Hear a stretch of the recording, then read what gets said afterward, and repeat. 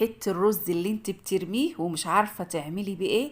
ده كنز في الحلو والحادق كمان. يا خراشي على الجمال اللي طلع من الحلو يا بنات. اللهم صل على النبي. وكريمي كده وحاجه عسل. هاتي حته الرز اللي انت بترميه واغسليه كويس جدا ونقعيه في شويه ميه وسيبيه لمده ساعه، وبعد كده حطيه في قلب حله وحط عليه لتر من الميه وحطيه على البوتاجاز لحد ما يبقى معاكي كريمي خالص.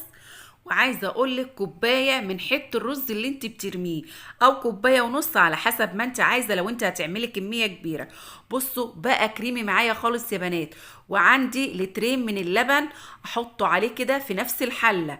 بصي بقى وتن اقلب كده لحد ما الاقي الرز اندمج مع اللبن، واقوم حطاه تاني على البوتاجاز واحط السكر بتاعه على حسب الرغبه. وبعد ما بقلبه وادوب السكر احط معلقتين كبار من جوز الهند، وده اللي بيدي طعم وتيست عالي قوي في الرز بلبن. بسم الله ما شاء الله. صليتوا على النبي يا اولاد. اللهم صل وسلم وبارك عليك يا حبيبي يا رسول الله. وعندي كيسين من الفانيليا، حطيت كيس دلوقتي والكيس التاني هقول لكم هنحطه امتى.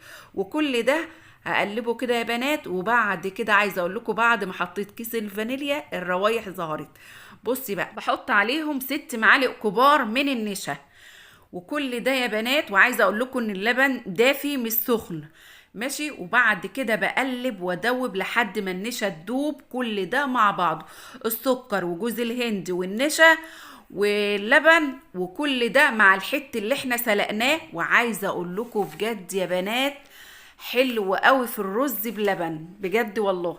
واقلب وبعد ما ادوب كل ده مع بعضه اقوم ضايفه كمان شويه اللبن اللي عندي على حسب ما انا عايزه الكميه. وبعد كده احطه على البوتاجاز وتن اقلب فيه لحد ما يتماسك معايا ويبقبق معايا كويس، علشان انا احس ان النشا استوت معايا وطعمها اتغير تماما.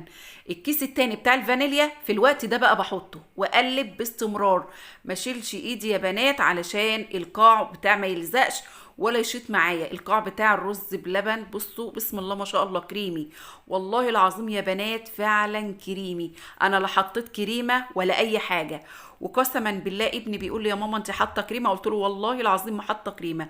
وفعلا عايزه اقول لكم الطريقه دي. بصي بقى هتعمليه برز، هتعمليه بحته رز، اسلقي الرز على الاخر خليه مهلبيه معاكي.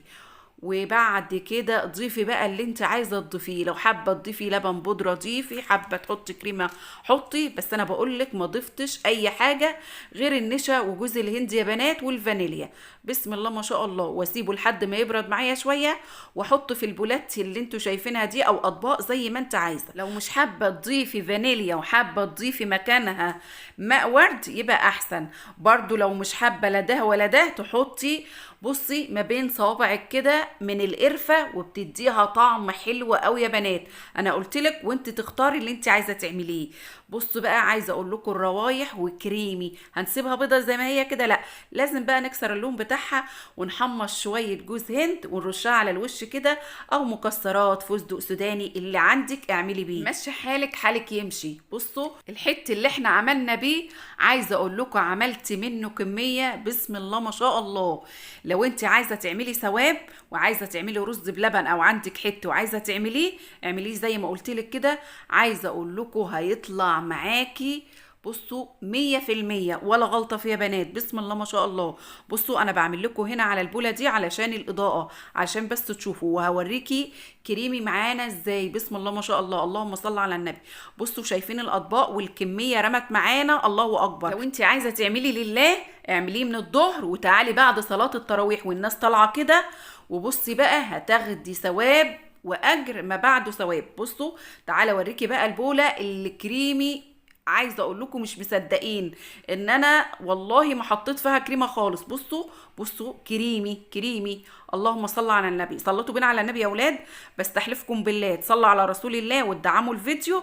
وعايزه اقول لكم ان انا كنت بعمله هنا وانا صايمه، وابني بصراحه كنت بدوقه وكان بيقول لي طعمه جميل جدا، وقلت له بالف هنا وشفا وكل سنه وانتم طيبين ورمضان كريم عليكم.